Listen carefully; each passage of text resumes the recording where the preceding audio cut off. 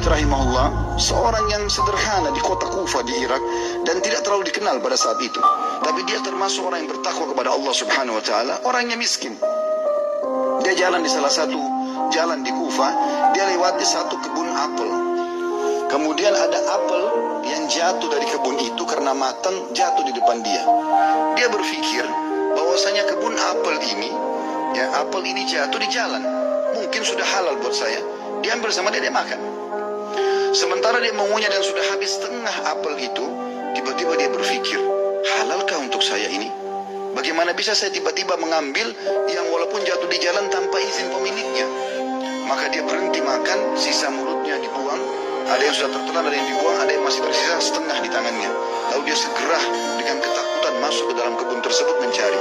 Dia temukan ada sebuah rumah gubuk. Lalu dia berkata, apakah Anda pemilik kebun ini? Dia mengatakan bukan.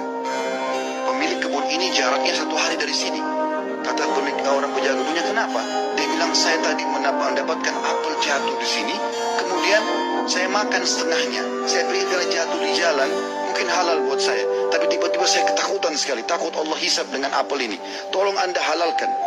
Kata pemilik kebunnya atau penjaga kebun, karena dia bertakwa sama Allah, dia nggak langsung main halalin. Dia mengatakan, sungguh tidak ada di tangan saya mainan itu. Pemilik kebun ada 1 hari dari sini. Kata Thabit rahimahullah, demi Allah saya akan datang ke sana. Jalan sehari semalam jalan kaki hanya untuk mencari kehalalan setengah apel yang sudah dia makan, karena takutnya dihisab hari kiamat. Begitu dia datang ketemu sama pemilik kebun itu, pemilik kebun itu ditanya sama dia. Thabit bertanya, apakah Anda pemilik kebun yang ada di sini di situ? Dia mengatakan iya.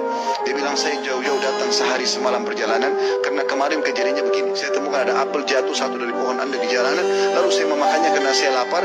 Kemudian saya tiba-tiba ketakutan pada saya sudah makan setengah. Setengahnya sudah ada, sebagian saya makan, sebagian sudah saya buang, ini setengahnya tersisa. Walaupun sudah busuk saya tetap bawa. Tolong halalkan. Orang tersebut melihat halal gitu. Lalu kemudian dia mengatakan, pemilik kebunnya mengatakan, apakah kau jauh-jauh datang untuk itu? Dia bilang iya. Kata pemilik kebunnya, saya akan halalkan sama kamu tapi dengan satu syarat. Kata Thabit, apa syaratnya? Kau harus nikahi anak saya. Kata pemilik kebun itu, kau harus nikahi anak perempuan saya. Tapi kau perlu tahu sebelum kau nikahi, anak saya itu tuli, gak bisa mendengar, bisu gak bisa ngomong, buta gak bisa melihat, dan lumpuh gak bisa bergerak.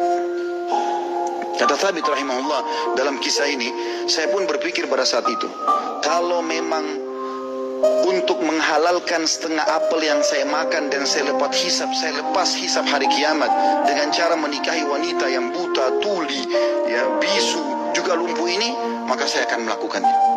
Maka kata Thabit rahimahullah, orang itu tidak tunggu waktu, dia langsung panggil 2 orang saksi. Dia minta, ya, dia mengatakan, saya nikahkan kau sama anak perempuan saya Fulana binti Fulana, lalu menikahlah dia.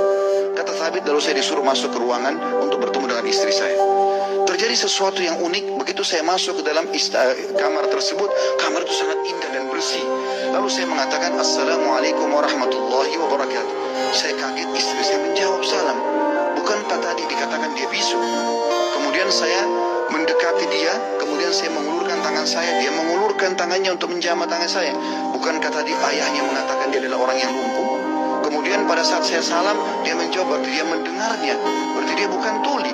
Lalu saya mengatakan, tadi waktu saya ditawarkan nikah sama ayahmu, dikatakan kau itu buta, kau itu tuli, kau itu bisu, kau itu lumpuh, tapi kau bisa jawab dan dengar salam saya, kau jamah tangan saya.